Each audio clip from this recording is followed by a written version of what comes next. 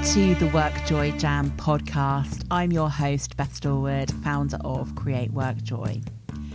In this episode, I'm so pleased to be joined by Stephen Dowd. And Stephen was somebody that I heard of and had a chat with and was incredibly inspired by his story. And I'm not going to tell you more about it because you just need to listen to Stephen's story to really understand it. And he tells it in such an interesting way. And there are so many incredible lessons from Stephen's experience, from what could have been the most devastating thing that could happen to somebody, to really taking that and learning how to make change. And we all get into this world of forced change sometimes and think about it in our organisations and what happens, and sometimes we're not in control of these things. In fact, quite a lot of the time we're not. And it's about that attitude and the perspective you bring to it. I had an incredible time talking to Stephen. In fact, a number of times I've spoken to him, always find the inspiration there. And I really hope you enjoy this episode too. Hello and welcome to the WorkJoy Jam. This week I am joined by the fantastic Stephen Dowd, and I'm going to let Stephen introduce himself. But when I heard about Stephen, I had to go and find him, and I stalked him and made him come on the podcast. So I'm really excited for Stephen to share his story and to share his insight onto joy in life and not just at work. So Stephen, over to you. Tell us your story. Hi. Well, thanks for having me on, Beth. Really appreciate it. Tell us my story. So, yeah, where do I begin? Well, why don't we start 5 years ago? About 5 years ago, I was working as head of recruitment for a large investment management company called BNY Mellon, a huge company. I used to run recruitment for the EMEA region, so Europe, Middle East, and Africa, ex-US. Good job in the city. Been in the city for a number of years, and enjoying my trajectory. Although I was just a regular guy, there's no superhuman DNA here. It was a good job in a good firm and going in the right way, as many other people do. And I was training for a charity bike ride called Ride London. It's a 100-mile cycle around the city. And as I was training for that bike ride, I headed down to a friend's house to do the 10-mile commute into work. Beautiful day, normal day. And I was heading down at about 6:30 in the morning. So it was nice and bright. I turned around the corner, not traveling at any speed, really. I was doing about 8 miles an hour at a particular moment when I hit a barrier I didn't see. And as I hit that barrier, I went over the top and I landed on my head. And as I landed on my head, I immediately snapped the ligament on the back of my neck and sustained a spinal cord injury that left me paralysed from the middle of my neck down. I lost my arms, my legs, everything in between, literally in half a heartbeat. Yeah, it was pretty intense. And I was taken off from there to St George's Hospital, which is a teaching hospital here in London. And they told me that my injuries were devastating, so devastating that they didn't know if I'd ever regain any of that control of my arms and legs again. And I could potentially face driving around in a power chair with my mouth for the rest of my life. And at 37 years old, that really wasn't what I wanted for myself. So my wife and I, Helen, had a really honest conversation and said, look, if that is going to be the outcome, then I don't really want that for me. And I don't want that for you. You don't want you having to spend the rest of your days kind of looking after me. And again, it's not what we planned. Although the caveat to that is that many people do live very proud, capable lives in that situation. But every injury is unique, and every response to that injury is unique. And mine was one that said, yeah, this is too much for me. And so with that conversation in hand, we agreed that a one-way ticket to Switzerland was very much an option. But that said, the doctors, the consultant said to me, even though your injury is devastating and we can't make any promises, we are purely coincidentally, we are running a clinical experimental research trial, which is funded by a spinal cord research charity called Wings for Life. I didn't know who they were at the time or what they do. But effectively what they do is fund cutting edge research all around the world, no matter where it is, to try and find a cure for spinal cord injury paralysis. So I happened to be very lucky to be in the right place at the right time when they were running this, and they had funding for just 50 places. So the consultant said to me, if you wanted to be a part of that, you've got an hour to decide, Wow. because part of the process was that you had to make a decision very quickly. It was all about swelling and reducing the swelling and the pressure inside the spinal cord. So obviously time was of the essence. So I had an hour to decide if I wanted to be a part. And if I did, I would be number 45. So I was right at the end of the trial. And my wife and I had another conversation and said, well, Switzerland's always there. Why don't we give this a go and see? There are no promises made, but they can't make it any worse. So let's see what we can do. And within 24 hours, I'd been put into and out of surgery, and was there in intensive care. So yeah, pretty intense times. It's and we'll talk more about kind of what happened after that time, but what a thing to go through. And it's like, I'm here and I'm thinking, oh gosh, it's one of those moments in time, isn't it? And you talk about being in the right place at the right time for the trial, for the medical trial, but also kind of being very just before that in the wrong place at the wrong time, and being in that situation, and in a situation there where nobody could have predicted what was going to happen that day, right? Yeah, Nobody. yeah, totally freak accident. It was. I was doing all the right things. I had the right helmet on. I was traveling in, like, I was aware of what was around me. Obviously, I say that with a smile on my face because obviously I didn't see the barrier. But I was aware. I was doing all the right things in the right way, and it was just one of those things. It was actually, I would argue that it was very difficult to see that particular barrier. It was a very thin black barrier across a road which was black tarmac. So it's kind of camouflaged from a color perspective, but then also the angle of the A bar that Yeah. comes across was exactly the same angle as the paving, this, like, as it goes off into the vanishing point. So it was kind of perspectively camouflaged as well. So when I went back thinking, oh my God, what an idiot am I? So I went back to the site of injury to see how this had happened to me. This is sometime later, obviously. And when I looked at it, I was like, oh yeah, I can see why I didn't see that. So yeah, no one could have predicted it really. It was just one of those things. And I spent forever thinking that kind of forever. I spent a long time in my dark moments thinking, why me? Yeah. Why me? Why that day? What have I done that deserves this kind of outcome? But actually, one of the biggest benefits was a conversation I had with one of my intensive care nurses, and he was very honest with me, actually, on many levels, which is wonderful because a lot of people weren't, actually, for fear of litigation, but he kind of didn't have that.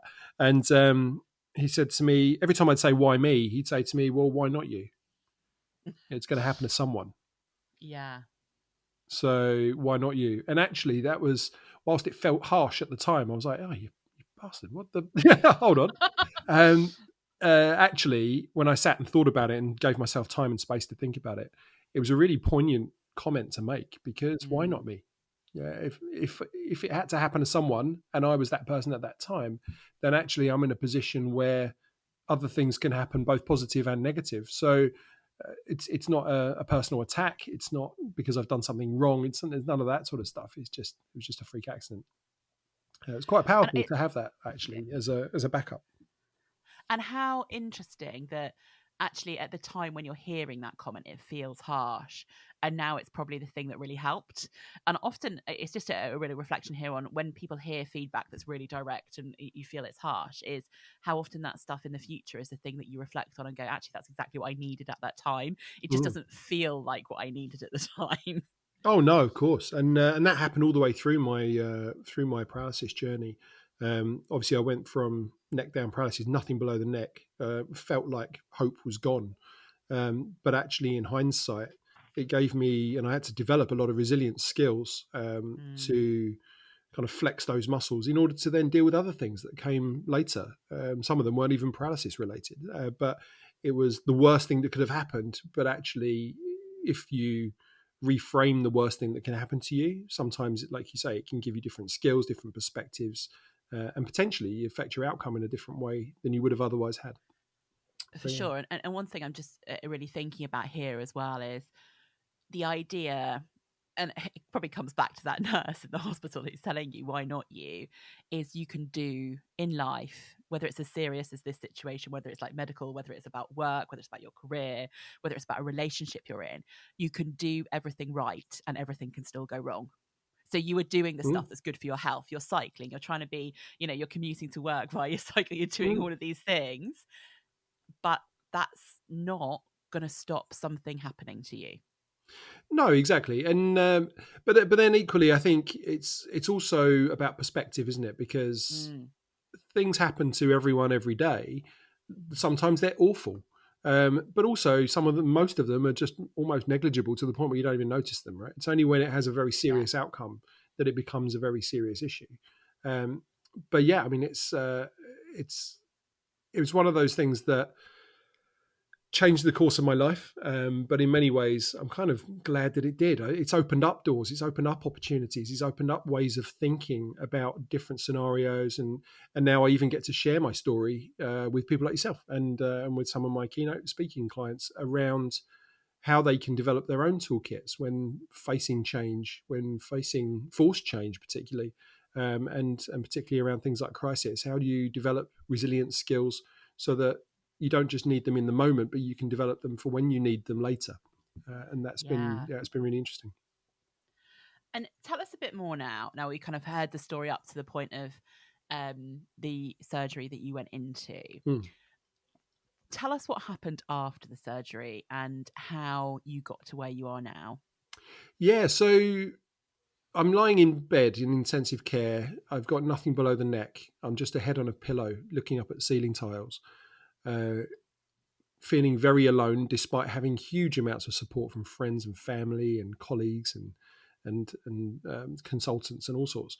And I start to get some sensation back, and that sensation that I'm getting back, I can only really describe as like being on fire. It was literally like boiling oil being poured over me 24/7. It went from down both my arms. It went from below the point of injury, so halfway up my neck, and down to my waist. I still had nothing below the waist, but it was the most intense pins and needles I could describe by an order of magnitude. Absolutely horrifically painful. But again, talking about reframing, I used to sit there and think, God, if this is what it's going to be like, if this is as good as it gets, I don't think I'm going to be cancelling my Switzerland ticket. So yeah, but we reframed it again. When I say we, my wife and I reframed it as again along the lines of, well, at least it's improvement. Yesterday you had nothing and now you're on fire, but at least that's a step in the right way. We used to celebrate these almost like little wins, really, on a regular basis. So I'm lying there in bed, and day one, I start to get some sensation. Then day two, I open my eye and I look across to my wife, and she's on my left-hand side. I open my left eye, I look across to her, and I say, Helen, what's 200 days from now? And she said, she worked it out. She said, it's December the 22nd. Why is that? I said, give me Christmas Day and I'll be back to normal. And that was my promise, became known as my 200 days promise to Helen, that became my motivation every day to try and normally fail, to get something back, but just kept on trying and trying and trying 1,000 times a day until something would happen. That first thing that happened was a twitch of my left thumb, a little bit like that Kill Bill moment, when she's looking at her toes and wills it to happen. I was doing exactly that, and eventually my left thumb twitched, and I thought, oh, was that a spasm? Because I get these body spasms. Even today, I still struggle with major or global body spasms. But I thought, is that a spasm or did I do that? And I tried it again, and it moved again. And I thought, oh, wow, if I can do that, what else can I do? And I just redoubled my efforts. And now I was trying and failing 2,000 times a day to try and get something else to move or something else to feel in some way. And then it started to happen. I started to get like a domino effect. I started to get a little twitch that I could control somewhere else on my body, maybe on my leg or on my arm. I get a patch of skin come back online. Yeah, I never really lost the pins and needles and the being on fire bit for quite some time. But I did get little tiny wins every day. And that happened for it happened for 90 days. I got these tiny little wins. And I know it's 90 days because on day 91, I did my little daily review where I'd wake up in the morning and say, okay, what are we going to achieve? What did we do yesterday? And by the end of the day, I'd look back on that one day alone and say, am I better than yesterday? That was my benchmark. I didn't care about what happened before the injury. I didn't care what I'd lost. I didn't care where I was. I couldn't look back too far because I wasn't that guy anymore. Things were different now. So I couldn't benchmark against what I wasn't. I could only benchmark against what I was. And so I looked back at the end of that day, every day for 90 days. And on day 91, I remember thinking, nothing much happened today. And so we celebrated that as a win, because that underlined the fact that for 90 days, something had happened. And we had a day that didn't happen was a great benchmark to show all the other stuff that had happened. So there was a strong kind of positive mental attitude to it. There was a strong positive uh, reframing of some of these very negative, very dark times. And I still have those times. I mean, don't get me wrong. It's positive mental attitude isn't the only thing that's going to get you through. You're not going to be Yeah. slipping through the fields every day, and it certainly can't make you levitate. Right? There are certain things that thinking positively, which is really important, can't do. So being open and honest about what it can and can't do is really important. But it was really helpful to be able to positively reframe things and to have an objective view about just being better than yesterday. That was one of my biggest tools, really. It's so interesting, and your story is incredible. And also, every time you're saying something, I'm thinking of how it relates to so many things in life, and not just this big situation that you were in. And that idea of having this big goal that was in 200 days, I am going to be back to normal, in your in your words there, Mm, for Christmas I'll be back to normal.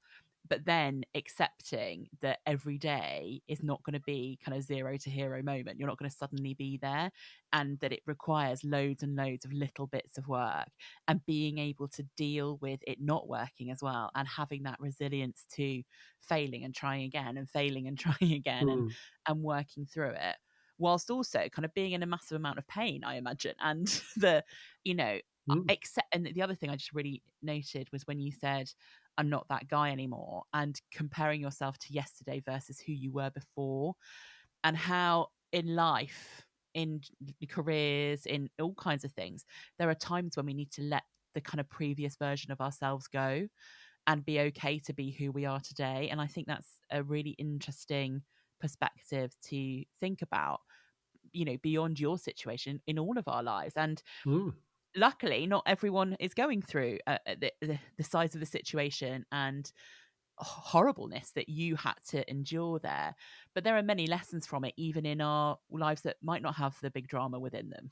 No, of course, and I think the one thing that I often will stop people when we're talking about my injury on is when they make that moment where they go, and it's very well meaning. They make that moment where they go, "Yeah, I've got this like bad back, for instance. It's nothing like you went through, but," and I have to stop them and go, "Hold on a second. Challenge is your challenge. Your biggest challenge is yours. If it's 9 out of 10 for you, then it's still 9 out of 10." Or 10 out of 10. My challenge for me was extreme, and paralysis is an extreme challenge for anyone. But it's not better or worse than someone else. It's not more or less meaningful than someone else. And I think that's a really important thing, to not minimize your challenge. A lot of people, particularly women, do this, where they minimize the struggles that they're going through because they feel they can't be vocal about it, or they feel they can't share those things without feeling weaker.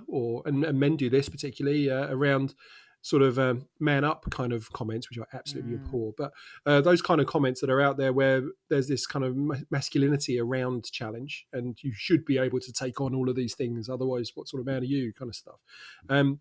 And I think it's really important to bring it right back and say that your biggest challenge is your biggest challenge, whatever that is.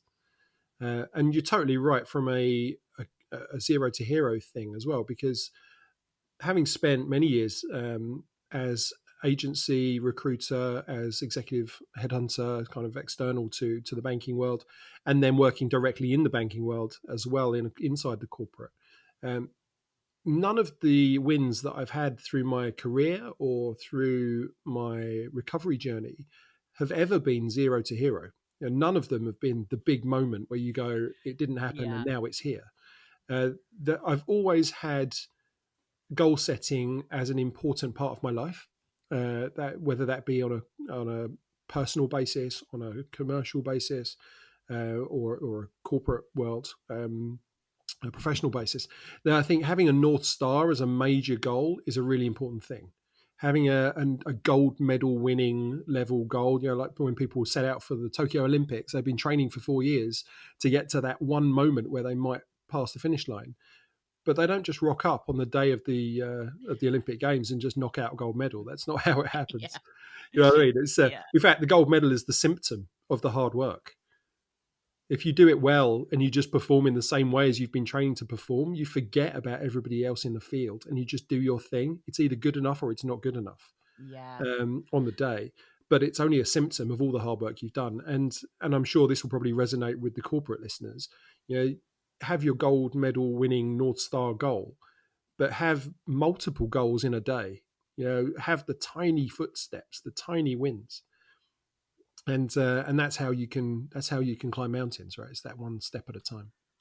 For sure. And one of the words that's just coming up in my mind, as I've seen it quite a lot recently, is this idea that we all have comparatitis, that we're always comparing ourselves to other people, and how bad that is for us and for our mental health and for generally our lives when we compare ourselves, especially. And it kind of links to the other point I was going to make, is we often see the winning moments. So social media is full of like the winning moments, and you do not see the hard graft and the tears and the pain and the sleepless nights and all the things that go into making that. You see the moment and people present that moment, and it's so easy to get stuck in comparing ourselves, our experiences, to diminish our own feelings about things because someone else has it worse than us, or because someone else has done loads better than us, we're not so good. And it's like, actually, I really love your idea of, am I better than I was yesterday in some way? Have I progressed there? Mm. And that's a really growth mindset way of thinking about life, isn't it? It's like, am I better than yesterday?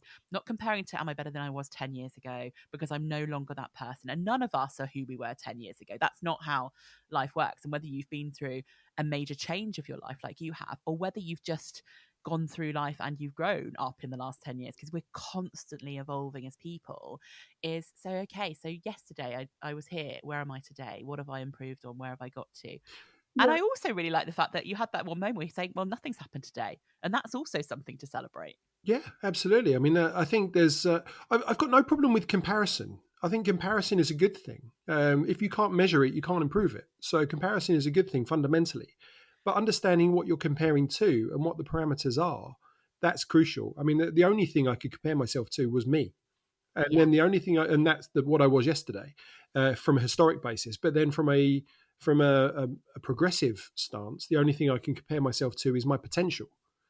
So if I'd run that day and I'd only given 10% of my effort, I might have improved. I might be better than I was yesterday with only 10% of my effort, but I'd have failed on my progression.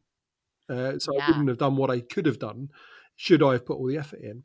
But then equally, some days, and don't get me wrong, nobody gives 100% every day. It's not physically It's not possible. possible. Yeah, people would like to think about it. That kind of, I love the comparatitis comment. That's great. And I hear about all this like hustle porn that's out there, and it's just ridiculous. Where everyone's giving 100% every day, and if you're not working hard enough, you're not progressing enough, and all this sort of stuff. But I would always try and give my best effort. Some days my best effort would be 100% of my potential, and some days my best effort might be 50% because I'm just not able. I mean, I'd take this morning is a case in point, right? I have a really weird new body that I'm still getting used to 5 years later, where some days I can be on top of the world and doing incredible things. Not just for someone with disability, but versus other people without disability, I've been achieving some incredible things. And then other days I'll wake up and I can't get out of bed. And today was Yeah. one of those days. Yeah, I literally had to drag myself to do this call actually, and it was I really wanted to, hence why we're here. But oh my god, it was so much effort just to get out of bed and get up to the man cave and set up the audio so that we can have a chat. And am I going to be proud of what we've done today? Absolutely.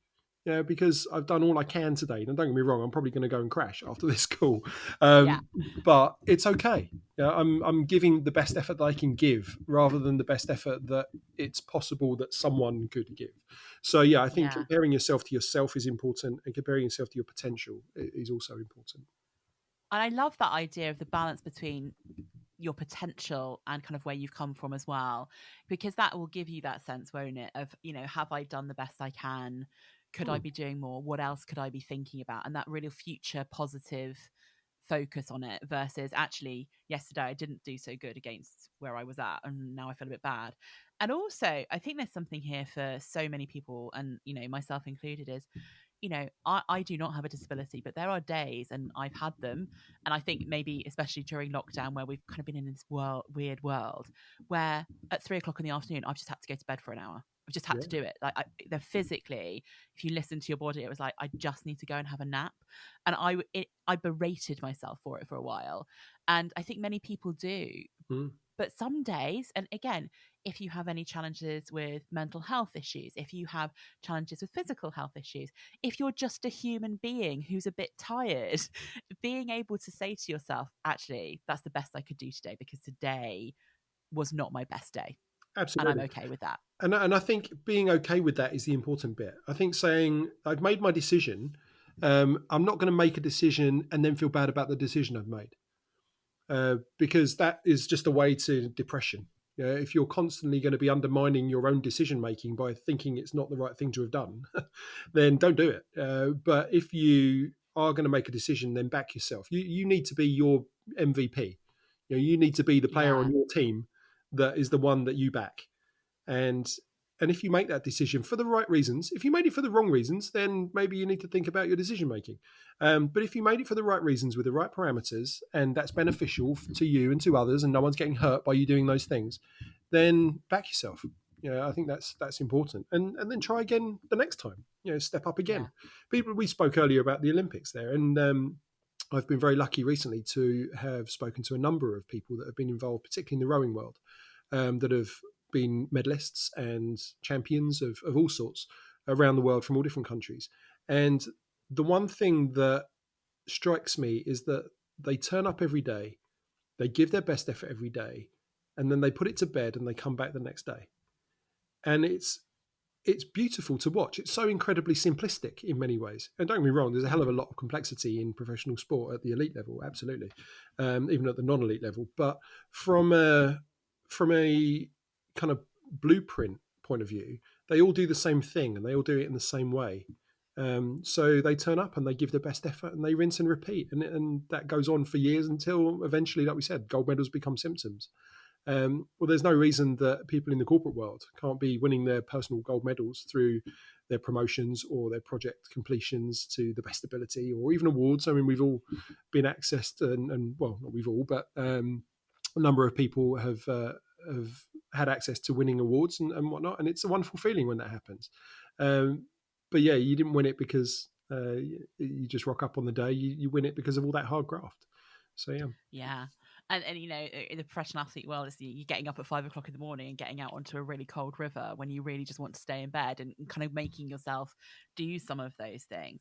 And interestingly, a lot of the athletes in the world talk about this idea that they have to have like one high performance moment a year, if that's at the World Championships, or one amazing high performance moment every 4 years at the Olympics or the Paralympics. And it's that idea that you've spent all of that time for that one moment in time, but that one moment in time isn't the whole picture. It seems like it is, but it's actually the training and the investment of yourself and what you give to your teammates. And there's so many other things that are actually potentially even more important than whether you get up on a podium and win a medal. It's the effort that really makes a difference. I completely agree. I mean, there are no podium moments without all of those things coming together. Right? The stars have got to align. Even with my recovery journey, I mean, I had the right hydration, the right nutrition, the right timing around an experimental clinical trial that was happening. I had the love and support of my friends and family. I had my own bloody-minded determination to not give up and carry on. And if any of those things were missing, the outcome would have been different. So not that all of those things are always in your control. Sometimes things are out of your control. And I'm a big believer in making sure that you focus on the things you can change and don't focus on the things that you can't. But don't lie to yourself. Don't pretend you can change them if you can't. And don't pretend you can't change them if you can, which a lot of people do. And it's understandable. It's totally understandable, but it's not helpful. And if you can, and I spend a long time talking about this sometimes with companies, that if we can help people understand what they can change, and then they can really back themselves, like we said earlier, into making those changes, then positive things will happen. And if they can understand what they can't change, they won't waste that time. They won't be inefficient in their decision making or their thinking time. around important decisions, which could be otherwise distracting if you're wasting time on things you just can't change. Um, and Yeah, also, and a lot of people do get very subjective and emotional about those things that they can't change. They lament the fact that they can't change them, and that's easy to do. I mean, when I was lying there as a paralyzed person, I could have been looking back at, and I did. Don't get me wrong, I had my 4 o'clock in the morning moments where nothing good happens. Plenty of those. I've cried my fair share of tears, believe me. And I could look back on those moments and say, I regret this. I want this to be different. Of course, I do regret it. Of course, I do want it to be different, but I can't change it. So if I can't change it, I can't spend my time there. It's not healthy for me to spend my time there, and it's just not progressive. It's not helping me move forwards by constantly looking backwards. So I saw a really interesting quote the other day that said, "Don't look backwards. You're not going that way." yeah, it's so true, And isn't it? it just made me smile because I think it really is true. I think, I mean, the Freudian view out there would disagree and say you need to understand where you've come from in order to understand where you're going to. And Bob Marley said something along those lines, didn't he? And I think there is an element of truth to that. And I think understanding your pathway and why you got to where you got to is important. But I can't, well, on a personal level, I couldn't spend much time. I couldn't afford to spend much time going over all of the reasons why I was there. I could only really afford that time if I was thinking about the pathway from that position onwards. Yeah, and I think that some healthy reflection is a good thing. Hmm. But what you're talking about here around the work on the things that are actually in your control is so aligned to the thinking around work joy. And so many people that I work with who are in that kind of work gloom situation, so the opposite of the work joy stuff, are there because they are, I think you use the word lamenting. They're stuck and lamenting about things that they have no control over, like how other people behave. That is one thing you cannot control. Or things like, oh, I never got this promotion. It's like, okay, but if you're lamenting that, what are you doing to move forward to it? What are you doing about your potential to make it happen? Or, even to the case where some people are stuck in organizations that just don't align with who they are and what their values are now and may have been there previously, but there's some kind of thing stopping them working towards what's next, and kind of really just getting stuck in that zone of things you're not in control of. And it's so and that's subjective, emotional, it feels awful, but being able to see, and I'm just wondering here about your idea here of both thinking about how am I compared to yesterday and how am I doing about my potential could be a really good route out of that for some people.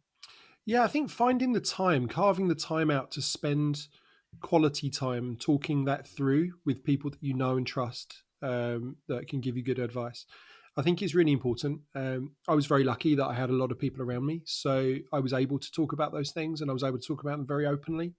Yeah. And I also think that, I mean, in my case, particularly with paralysis, I was being helped by a ton of other people, but I was also helping those. Because with spinal cord injury, I was the one that suffered the broken neck, but actually in reality, we all suffered spinal cord injury. And I use the word suffer, but it's funny actually. In America, and particularly in the world of those living with disability, the word suffer is a big no-no, because not everybody suffers with spinal cord injury. At that time, I was suffering, and it felt like I was suffering. So that's why I use that word really delicately but firmly. The world of spinal cord injury, everybody around me had an impact. Everybody had the rock in the pond, and the waves were washing over them. And so, yeah, it was important to focus on what we could change together. Yeah, where we were, what the options were, how we were going to approach that, how we were going to get through it together. Because it can be a very lonely place, and that's not just paralysis. That can be. I've done those moments at work as well, where you're still there at 11 o'clock at night, and all the automatic lights around you have turned off, and it's just you and Yeah. Bob from finance, because it's invariably, well, my guy was a guy called Gareth, but Gareth from finance and I were the only people in the whole of a huge open plan office of hundreds of people, and it felt like it was 3 or 4 nights a week. It was just ridiculous. You were sitting there just going, "Why am I doing this? I'm introducing myself to my wife on a weekend. What's going on here?" And I think a lot of people go through that process. I think a lot of people, I think it would be churlish to say you just need to choose to be happy and choose to do the job you want to do and all that sort of stuff, because it's not that easy, Yeah, is it? Let's face it. it's not that easy, Yeah, no. some people have mortgages to pay. They have limited options around the jobs that they can do or want to do, or have the opportunity to do. But I do think, like somebody who might be developing a side hustle on the side of their business, you should be your own side hustle. You should be defining me limited and what that needs to look like. And actually, that steps back a little bit as well to what we were saying earlier around being better than you were yesterday and not comparing yourself to the person you were too far ago, because you're not that person anymore. But the flip side of that is it's not just you that's different, but the whole world is different. I mean, Yeah. COVID has shown us that in spades, right? But even pre-COVID, the whole world is moving all the time. And if you're not moving with it and in symbiosis with it, then technically you're taking a step backwards in your own world. So you do have to be vigilant of where the world is going and how you're traveling with it and alongside it, because you need to take opportunities, you need to spot opportunities. But it is very, very easy to have the weight of the world on your shoulders and get blinkered by ridiculous hours or crazy deadlines or demanding clients, and all that sort of stuff. Mm. And in the work joy theory of life and everything to do with work, we're definitely not in the zone of, you should just be happy with everything that's going on. It's not about being happy all the time, because I personally, I think it's unrealistic. And I think it's a lot of pressure to put on yourself to be happy, because happiness isn't something that you can feel constantly, because things happen outside of your control. I think when we're talking about work joy, we're talking about, are you doing that stuff where you are investing in your own understanding of yourself? Are you reflecting on it? Are you finding the moments of joy? And one thing you said earlier was around this idea that, you remember the really awful moments, you remember the really great moments, but that big chasm in the middle of those things, there are good things that happen in the Mm. neutral zone. And are we recognizing them and understanding them? And do we get enough of those? And can we cultivate some more of those moments? Can we take a bit more control of some of the stuff that is in our control, but we've forgotten we are in control of it? And I love the idea as well of like using the community around you. And obviously you had your family and the medical community and all kinds of people there supporting you. And to remember that they're there to do it, but they're not mind readers. They Mm. do not have crystal balls as to what you need. So, if you understand what you need, go and ask them, get some understanding, get some ideas from other people. Absolutely, and they have their own needs as well. You can take a lot. You can get a lot of joy from helping other people. So even though it might be your problem, you helping them understand their problem through your problem can actually be really helpful for both of you. So why wouldn't Absolutely. you share that?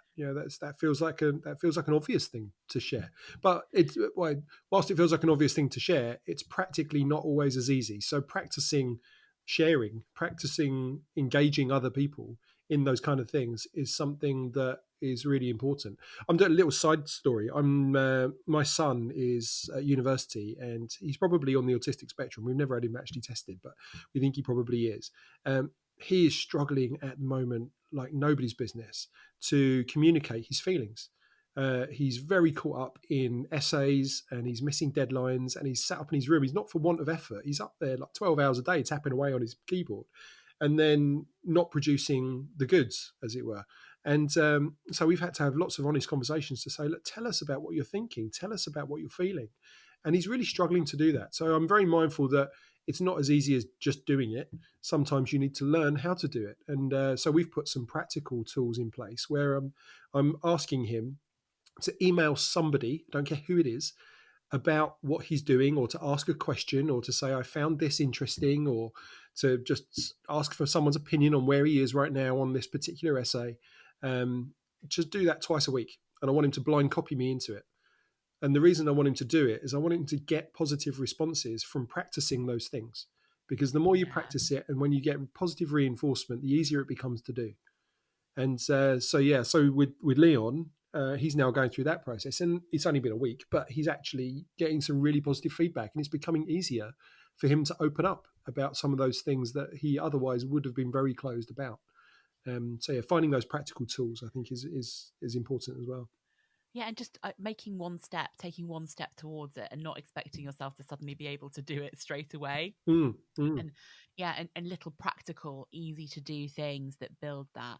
And I do think that when you get into that situation where it does feel overwhelming, where work or life or study, whatever you're trying to do, is overwhelming, is I do think many people tend to retreat into themselves and thinking that they have to come up with the answers and they have to fix themselves.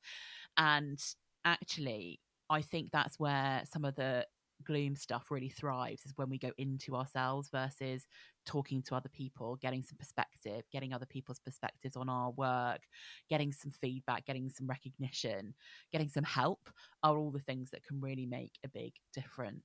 No, I totally agree. I think there's someone said to me a little while ago, I can't remember who it was now, but someone said to me, oh, I know who it was. It was a performance coach.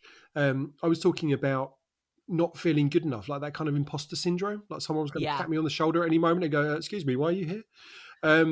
And he used to say to me, I'd get really caught up in it and it would be really challenging. And he used to say to me, so what's your review say every year? Said, oh, well, it comes up, I've got an outstanding performance on this and I won this award, or I've been promoted to this, or this pay rise or whatever. He was saying to me, so why is your opinion more important than all these other people that have made these things happen? So let's just check your ego for a second. You know, why is your decision about you not being good enough better than all these people that prove otherwise? And I sat there and I had to kind of smile to myself, because it did come from a position of pretty strong ego, actually. Yeah. I was like, well, yeah, because I obviously know me better than everybody else, but actually, in reality, the truth was different. And when I could objectively look at it, and use other people to help me objectively look at those scenarios, then all of a sudden I could take a lot more joy in the work that I was Yeah. doing and in the awards that I was winning and the pay rises I was getting. And it wasn't me feeling bad about all of those things happening. It was me feeling good about those things happening. And actually, as we probably all feel, good begets good often. Yeah. If you're feeling good about something, you spot good things. You know, if you just bought yourself a new Toyota, you're going to spot Toyotas around. It's what do they call it? Reticular activating system, I think. Yeah. The psychological pathway of spotting things when you're kind of sensitized to them. Well, get yourself sensitized to being good at stuff. Get yourself sensitized to joyful things. Get yourself sensitized to wins. And you know what? You might just have a few more and might enjoy a few more. So yeah, I thought. So thank you, Trevor, for that, the performance coach. Thanks, Trevor. It's a great bit of advice there. And it's certainly one that I think many people, including myself, can take a little bit. It's like, why do you think your opinion is more important than what everyone else says? It's a really, really good way of looking at it. What I'd love to do now, if you can, if it's okay with you, is we kind of got to your story from up to 90 days Mm. and you had this massive 200-day goal. Tell us where you got to then and where you are now. Well, yeah, there's 4 years in between there, so I'll speak at speed. But I'll cut out the Rocky montage in the middle. But effectively, it turned into 90 days. I had nothing much happened on day 91, and then incredibly, I stood for the first time, and I started to take my first tentative footsteps. And there's a video, actually. I'll flick it over to you so you can have a watch. But yeah, or a link maybe on this for others to see. Amazing. Yeah, we'll send a link. But there's a short video footage of me walking out of my mum's house. I couldn't bear to stay in hospital in a minute longer than I had to. So every weekend I was going off to someone's house somewhere, using hospital a bit like a hotel, really, in hindsight. And but yeah, I was off at my mum's place, and she said to me, well, with your wheelchair, how are we going to get you into the house? Are we going to put ramps up and are we going to do this? And she's a bit handy anyway. She was talking about like building ramps and things. I said, well, why don't I just walk? Why don't I just try and walk in there? So we drove over in the car, got to my mum's place, and this video, I won't ruin it, but this video is basically me walking out of my mum's house back to the car to go back to the hospital. And but yeah, that was the day I took my first steps. And then again, Rocky montage, lots of physio with the trauma guys at St George's, and then a whole bunch of work that was done at home and through external physios as well. Day 200 rolls around. It's Christmas Day, my house, 2016. And again, there's another video I'll send you a link to as well, where I walk, again, very tentatively, I walk our Christmas turkey to the table. And I complete a promise to myself and to my wife that I would walk again. I wasn't 100% back to normal, but I was pretty bloody close compared to where I was. And like we said before, thousands of little wins got me to that step, got me to take those first steps. And thank God I didn't drop our turkey. I was going to say, was everyone more excited about the walking or more worried about whether the turkey was going to get dropped? Yeah, exactly. No, it was very much about the walking. I like to think. But yeah, so 200 days comes around, and like I say, I'm not 100% back to normal, so I haven't completely fulfilled on my promise. I'm still paralysed today. I still have elements of paralysis today. However, versus driving around in a power chair with my mouth for the rest of my life, to be able to walk a Christmas turkey to our table in, let's face it, 200 days is what, 6 months.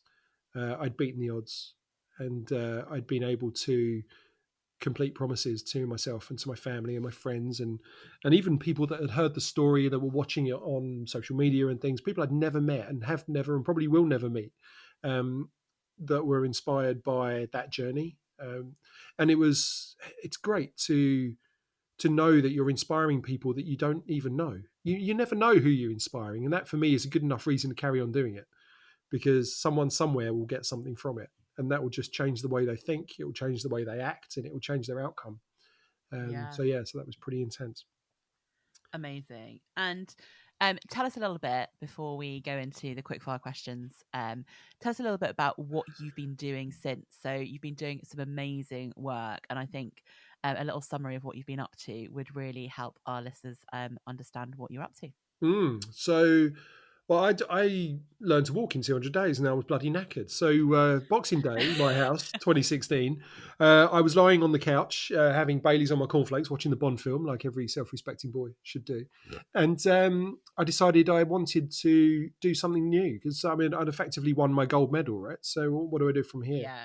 And so I decided that I was going to set up a charity fundraising effort, and I was going to get back on the bike that I fell from, and I was going to cycle the 100 miles that I didn't get to do because of my injury. And I was going to do it in 200 days from that day. So I set about another Rocky montage. And again, in the interest of time, 200 days later, I found myself at Red Bull headquarters on my bike, strapped up to a turbo trainer, which is effectively where you remove the back wheel and put it onto a flywheel. So I'm not riding on the road, but I'm riding against the equivalent pressures and speeds and things that you would do normally. And I cycled those 100 miles, and I came in 20 seconds short of my 6-hour goal. So I was able to cover those 100 miles, and then I did a few other things. I learned to run again. Took part in the Wings for Life World Run, which is happening again in May. If anybody's interested, check that out. wingsforlifeworldrun.com. And so I learned to run again in that. And I used to run kind of 5Ks before my injury, not many, but here and there. When I was running this particular race, I didn't stop until I got to 7K. So not only was I running further than I would normally run, but I was running with an injury as well. And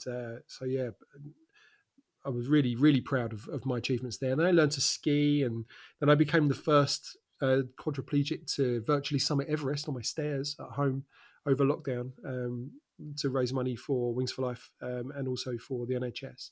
And then just recently in February, so whatever that was, 6-7 weeks ago, we just concluded the world's biggest fully inclusive indoor rowing event for charity, where we had 11 countries and 1,000 people on rowing machines around the world rowing for 2,000 hours, collectively in a 4-hour window. With a 5-hour live stream attached to it. So there's been a few things that have been going on from a charity fundraising perspective, that have all been based around overcoming adversity, overcoming challenge, being fully inclusive to include people with disability as much as those without. But whether it's, I'm not a big fan of the word disability in many ways, because ultimately it's just challenge. Yeah, all of us face challenge, and you don't have to have a broken neck for that to be a challenge. You don't have to have a mental challenge for that to, or a mental disability, for want of a word, impairment. There you go. For that to be your challenge. So it's been important to me to do physical things to include everyone in that, and to raise charity funds to find a cure for spinal cord injury. Amazing. And we will put some links in there to those amazing charities as well, and the work that you've been doing when we pop this podcast out in the big wide world. What I'd love to do is to continue chatting to you for another 4 or 5 hours, because I'd love to hear all about the Rocky montages and what actually happened in those times, because that's where like all the hard work happens, right? Is in the montage, not in the achievement. Absolutely. But we need to be mindful of our listeners' time as well. So I'm going to move on, if it's okay with you, to some quick fire questions. Mm. So the first one, and one we ask everybody who comes on the podcast, is what is one thing that's always guaranteed to bring you a little bit of work joy? One thing that's going to bring me a bit of work joy. I love a podcast. I'm a big fan of working with something on in the background. Our Yeah, world is normally Radio 4 running in the background as the kind of theme tune to my life. But when I'm not listening to the radio, I have podcasts running as well. Everything from business through to sport through to psychology. brilliant. And you can listen to this one as well. You can listen And to this one yourself. now, exactly. Next question is, what book are you currently reading? I'm not a big reader, but I do listen to audiobooks. That's how I take on my Audiobooks. information. So I'm currently listening to The Long Win by Olympic silver medalist Kath Bishop, which is a fantastic audiobook for business as much as it is for sport. So if you're interested in that kind of thing, then I would highly recommend it. I highly recommend it too. Kath is a wonderful friend and partner of WorkJoy. She was actually the first ever episode of the WorkJoy Jam was Was she featuring Kath. really? Wow, what a coincidence. So a lovely recommendation there. The book is incredible. Her thinking is amazing. I love every minute of it. So I would definitely recommend it either in the reading version or in the listening version. They are both excellent. What is the best or most useful bit of advice that someone has given you in your lifetime that you find yourself always coming back to? I'm going to step back to that same ICU nurse. The sage piece of advice, bar none, that I was given was in the dark times, you're going to need rope ladders. You're going to need things, tools that you can use to get you out of those dark moments, to find your joy, effectively, to find your way back. But don't rely on trying to find them when you're in the middle of it. Practice them in the good times. So, yeah, I practiced a bunch of visualizations that allowed me to develop a muscle, a resilience muscle, using visualizations, so that when I did go into those dark times, I was able to get myself back out of them relatively swiftly. And what I found as well is that by having them in the toolkit and by practicing them in the good times and having that kind of muscle memory, I didn't get into those spirals anywhere near as often as I would have done otherwise. So yeah, practice your resilience tools in the good times, so that when the bad times come, you already have them in hand. Brilliant. Such great advice there, and something that I'm sure we can all take on. What I would love as well from you is, what is one super practical bit of advice that you would give to our listeners that they could, something easy that they could go and do today or tomorrow and the next day, maybe build a habit around it that would help them to maybe have more resilience or help them to get more joy in their lives? Okay. That's a bit more challenging. I would say I'm a big fan of the word choice. Choice, regardless of the situation, whether you can or can't control something, you can control your response to it. So I would look back at those things where you felt out of control, maybe pick two or three of recent times, look at what happened, look at how you responded to those things, whether it was positive or negative, and try and understand why and how you got into Yeah, that mindset. And dissect that down. Be scientific about it. Try and be objective about it as well. Don't have a value judgment about whether it's the right or wrong thing to do. Just look at what happened and how it happened. And then if you can understand those mechanics, then maybe that will help you be a little more objective when it comes to making those decisions in future difficult situations. that's really great advice, and understanding it and then thinking about how you might use it into the future. Mm. Thank you so much for coming on the podcast today, Stephen. It's been a wonderful conversation. And where can people find out more about you and the fantastic work you're doing? So yeah, whilst I've now left the bank, I am now a keynote speaker on forced change, challenge, and crisis resilience. It's called challenge specialist speaker. So stephendowd.com, it's being revamped at the moment actually, but stephendowd.com is there, and you can certainly connect with me through that. But also I'm all over LinkedIn on a regular basis, and so yeah, very easy to find. Brilliant. Thank you so much, Stephen. It's been a joyful conversation, and thank you so much for sharing your story and your amazing advice. Thank you.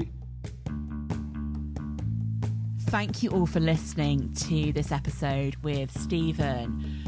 There are so many things that I could comment on and take away, and I'm sure that you all have many things in your head too. But I'm going to pick out a couple that were really my big takeaways here. And the first one is this thing around comparing ourselves. And I know in my own world and with people I work with that comparatitis is one of those things that many of us struggle with. We look at what's going on social media, we look at our friends, we look at our family, where are they at, where am I at, where do I fit within that, how do I compare with our colleagues? And it is so true that that's not particularly helpful. Number one, we only know a part of what really goes on in other people's lives, so we're often only seeing the shiny outside, not the work that it took to get there. And I really love Stephen's advice about comparing yourself today against yesterday and towards what you could do tomorrow. So you're both looking forwards and looking backwards, but it's always compared against yourself. And also that admission that you can say to yourself, today is not my best day, and be okay when sometimes you might be taking 2 steps backwards when you want to be taking 2 steps forwards. I also love this idea of having that really big, bold goal that maybe seems at the time completely out of reach, but breaking it down into those smallest, what am I going to do this minute, this hour, this day? And the idea that success, whatever it is that you want to get to, wherever that might be for you, whatever your worst day looks like, moving beyond that. And many of you, I hope, most of us will not have a worst day as bad as Stephen's worst day. But that doesn't mean it's not an important thing for you to be considering. And that idea that it's really made up of 1,000 little wins, little actions, little moments where you take your attitude, you get some perspective, and you do something with it, and you make that choice. I really hope you enjoyed listening to this episode. I know I really enjoyed speaking to Stephen. If you are interested in finding out more about Stephen, we'll pop the links into the show notes. Really interesting speaker, and I think you will find really inspirational more things from him. Also, if you're interested in more things to do with Create WorkJoy and creating and cultivating some joy in your working life, do make sure you're following us on social media. We are at Create WorkJoy on LinkedIn, Instagram, Facebook and Twitter. We also have the website www.createworkjoy.com, where you can find more about the WorkJoy Way, which is my signature 16-week coaching program, and also Club WorkJoy, which is our new growing community of people who want to get more joy in their working life, and to do that through collaboration with others, and some exciting news to come on that in the following months. Thank you all for listening today, and I will speak to you soon.